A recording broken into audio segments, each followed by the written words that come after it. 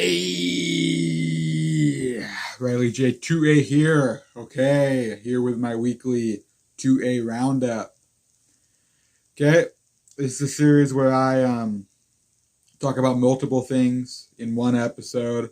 I keep it, short. I don't go into detail. I just give, the big picture. This series is more intended for those who maybe don't have a lot of time on their hands, but still want to be, somewhat in the loop when it comes to the Second Amendment. So that's what this series is. This is the weekly episode of it. So, going to get into it. Only got 3 topics today.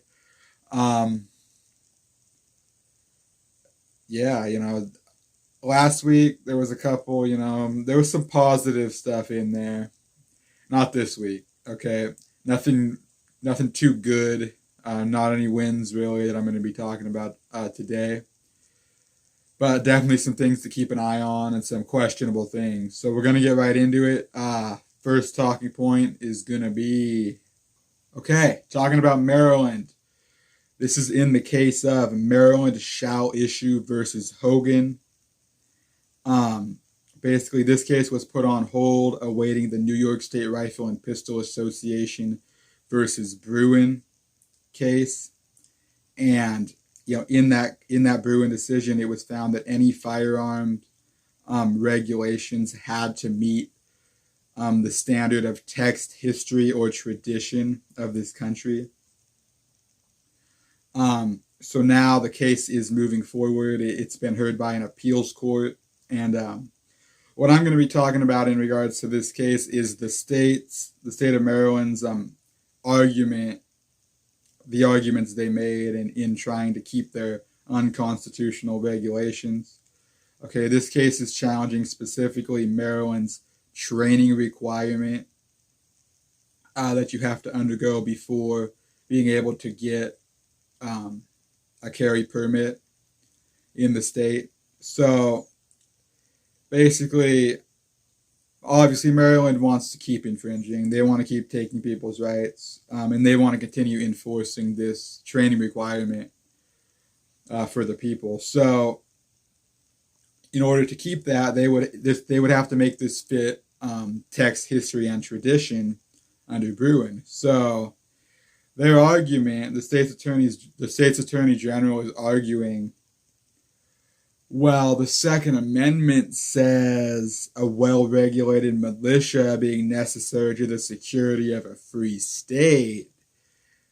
Well, at the time, most states had militias, and in many states, men between the ages of 18 and 45 had to, by law, be in that militia, and militias have training requirements. So it's in the text, history, and tradition. Okay, so that's the argument that the state is going for, and I feel they're really grasping at straws. I don't think they're going to win based on that. However, it's very bad because other states, other anti-gunners are going to take note here, and they're going to use this argument. Okay, so that's why it's really bad. Okay, and what the Attorney General fails to mention is the second half of the Second Amendment, okay, which says the right of the people to keep and bear arms shall not be infringed. Simply, okay, so basically, yes, a well-regulated militia being necessary to the security of a free state is one part of the Second Amendment, okay? But there's another part, this is, separate part, the right of the people to keep and bear arms shall not be infringed, okay? Those two parts go together to make the Second Amendment. Yes, if you were a man at that time between the ages of 18 and 45, you had to join the militia and where you had to undergo training requirements. But what about everybody else? Anybody who doesn't fit into that requirement? Well, the right of the people to keep and bear arms shall not be infringed, okay? So, based on that, this is not a good argument, okay? For this to be a good argument, that would have to mean only those in the militia had firearms. Okay, and that simply isn't the case. So for that reason, yeah, this is not a good argument.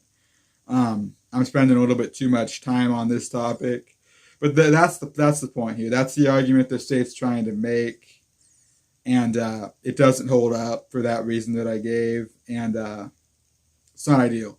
But Guns and Gadgets did like a 12-minute video on this situation. So if you want more details on this case, you can check that out. But I'm moving on. Okay, in the last section, we talked about, a state's attorney general, playing with words to try and get around the Bruen decision. Now, in this, kind of ties in, we're talking about a judge who has, kind of twisted the Bruen decision to fit an anti-gun agenda. So this is in the case. This is in a case out of California where Defense Distributed and the Second Amendment Foundation are suing the state of California for two things. It's their personally made firearm ban and a ban on some components thereof that you would need, to make a firearm yourself, and also the new law in where the state's basically going to take money from gun people to fight gun people. So, they're basically just going to tax people and use that tax money to infringe on your rights. So they're going to take your rights with your money, basically. So that's the case. But what I'm going to talk about is what the judge in this case said about it. Because it's not good. It's very, very dangerous and very bad. And we're probably going to see this from time to time going forward. And it's not ideal. They're trying to undermine the Bruen decision. Okay? In my opinion. So this judge basically said, so in the Bruen decision, as I laid out before, a firearm regulation has to fit text, history, and tradition, okay? It's text or history or tradition, okay? It has to fit one of those. But this judge is trying to say that, no, it first has to be in the text, which is the Second Amendment. It first has to be in the text before then determining is it in the history or tradition. So he's saying basically that, personally made firearms are not in the text of the Second Amendment, and therefore the state does not have to prove that it is in the history or tradition of the country. So that is not ideal, very dangerous idea, and it's simply false. It's text or history or tradition, not text. Then, if it's in the text, it's history and then tradition. That's not how it goes, okay? But that's what this judge is saying is how it should go, and that's how he's treating it in this case. So that's not ideal for this case, but it's also not ideal because this is going to be used going forward, possibly and probably, I would say. So it's a very dangerous situation, and it's not the facts. Okay, this judge also said that, like, all these other courts and all these other judges since the Bruen decision, they've gotten it wrong. No, they don't know what they're talking about. It has to be text first, only then can it be history and tradition. That is simply not the case, but this is not a good situation. So, keep an eye on it. We got to watch out for this. We just got to watch out and see if this is being used, in the future, which it probably will be, unfortunately. So, that's enough for that, but that's the situation.